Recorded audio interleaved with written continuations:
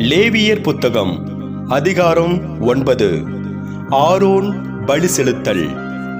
மோசே 8ஆம் நாளில் ஆரோனையும் அவர் புதல்வரையும் இஸ்ரவேலின் பெரியோர்களையும் வரவழைத்தார்.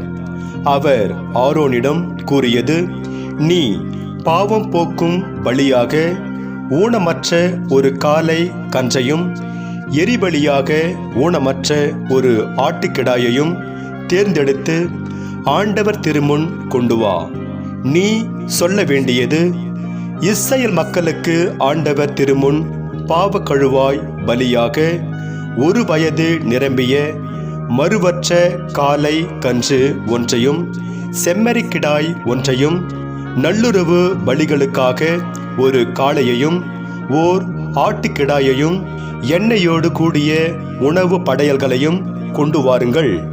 ஏனெனில் இன்று ஆண்டவர் உங்களுக்கு தோன்றுவார். அவர்கள் மோசே கட்டளையிட்டவற்றை சந்திப்பு கூடாரத்திற்கு முன்பாக கொண்டு வந்தார்கள். சபையார் அனைவரும் வந்து ஆண்டவர் முன்பாக நின்றனர். அப்பொழுது மோசே, நீங்கள் செய்யுமாறு ஆண்டவர் கட்டளையிட்டது இதுவே. ஆண்டவரது மாட்சி உங்களுக்கு தோன்றும் என்றார். மோசே ஆரோனிடம், நீ பலிபீடத்தருகில் வந்து உன் பாவம் போக்கும் பலியையும் எரிபலியையும் செலுத்தி உனக்காகவும் மக்களுக்காகவும் கரை நீக்கம் செய்வாய். ஆண்டவர் கட்டளைப்படி அதற்காக மக்கள் செலுத்த வேண்டிய பலியையும் செலுத்தி அவர்களுக்காக கரை நீக்கம் செய்வாய் என்றார். ஆரோன் பலிபீடத்தருகில் தமக்கென்று பாவக்கழுவாய் பலியாக காளைக்கன்று ஒன்றை அடித்தார். ஆரோனின் புதல்வர்கள் அதன் இரத்தத்தை அவரிடம் கொண்டு வர அவர் தம் விரலை அதில் தோய்த்து பலிபீடத்தில் கொம்புகளில் பூசி எஞ்சிய இரத்தத்தை பலிபீடத்திற்கு அடியில் ஊற்றினார். பாவம் போக்கும் பலியின் கொழுப்பையும் சிறு நீரகங்களையும் கல்லீரலிருந்து எடுத்த ஜவ்வையும் ஆண்டவர் மோசேக்கு கட்டளையிட்டபடியே பலிபீடத்தின் மேல் சுட்டெரித்து இறைச்சியையும் தோலையும் பாளையத்திற்கு வெளியே நெருப்பிலிட்டு அழித்தார். பின்பு அவர் எரிபலிக்கிடாயை அடித்தார். ஆரோனின் புதல்வர் அதன் இரத்தத்தை அவரிடம் கொண்டு வர அவர் அதை பலிபீடத்தின் மேல் சுற்றிலும் தெளித்தார். எரிபலியின் துண்டங்களையும் தலையையும் அவரிடம் கொண்டு வந்தனர்.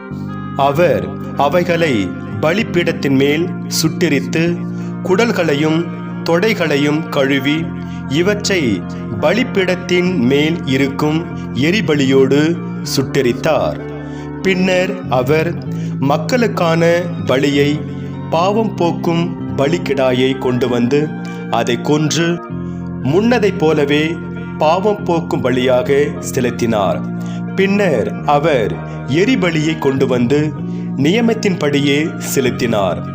உணவு படையல்களை கொண்டு வந்து தம் கை நிறைய எடுத்து காலையில் செலுத்தும் எரிபலியோடு பலிபீடத்தின் மேல் சுட்டெரித்தார்.